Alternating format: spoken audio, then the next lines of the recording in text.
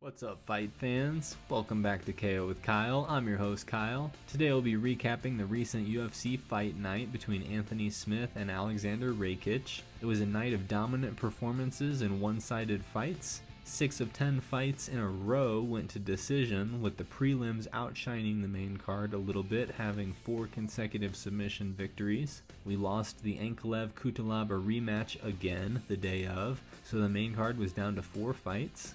Aleksandar Rakic unloads devastating calf kicks, and Magny out-wrestles and out-strikes, yet the performance of the night bonuses went to 2 of the submissions on the prelims. The fight of the night went to UFC newcomer Bill Algeo and UFC veteran Ricardo Lamas. It started off the main card, which I'll get into next. Instead of Magomed Ankalaev and Yeon Cutelaba starting off the main card because coronavirus strikes again, we had a featherweight bout between Bill Algeo and Ricardo Lamas. Bill Algeo was utilizing his slight reach advantage early. Both fighters were throwing kicks, some knees were thrown in the clinch. Round 2, more kicks from both. A punch-punch-kick combo was thrown by Algeo. Lamas shoots for a double leg, gets the takedown. Algeo bloodies Lamas' nose in the second round with a hard left, and Algeo got a double leg takedown of his own. In round 3, a takedown from Lamas, followed by some ground and pound. Lamas has him almost in a crucifix position with one arm trapped between his legs. Lamas takes Algeo's back, transitions, and ends the fight in the mount, throwing elbows. It was a unanimous decision win for Lamas, who mentioned hanging up his gloves after the fight but didn't quite retire.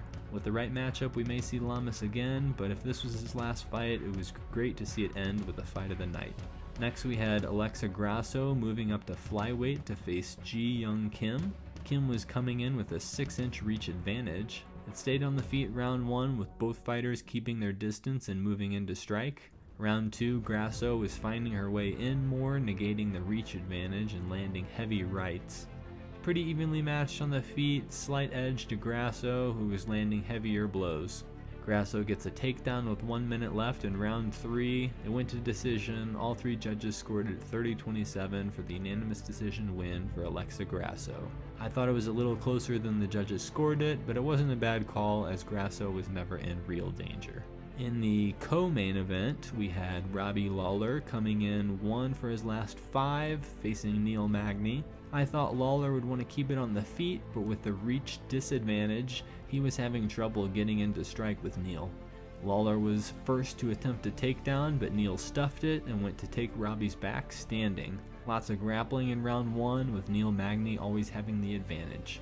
Round 2, Magny gets a takedown and accumulates almost a full round of ground control.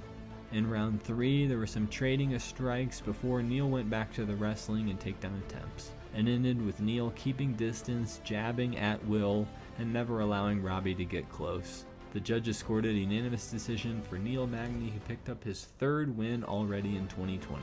In the main event, we had Anthony Smith versus Aleksandar Rakic. They started off the bout with a leg kick battle, both throwing calf kicks and legs colliding. Rakic had the advantage as his calf kicks actually knocked down Anthony Smith. Rakic gets on top and is content staying on top whenever he can. Rounds 2 and 3, Rakic would work for a takedown and then just stay on top for the rest of the round. Some people were hoping Rakic would let Smith stand back up so that he could finish him with more leg kicks or strikes, but he stayed on top until about 10 seconds left, where he let off and then stood up just to celebrate his win.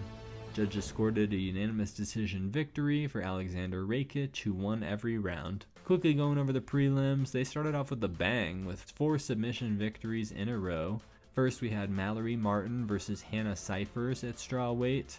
A hard right from Cifers knocked down Martin and she was almost finished.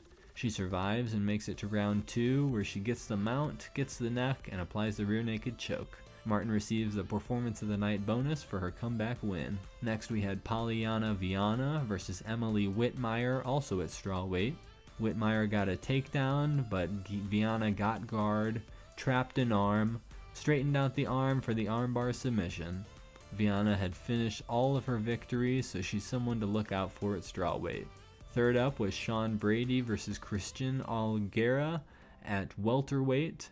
Brady was coming in undefeated and is the biggest favorite on the card.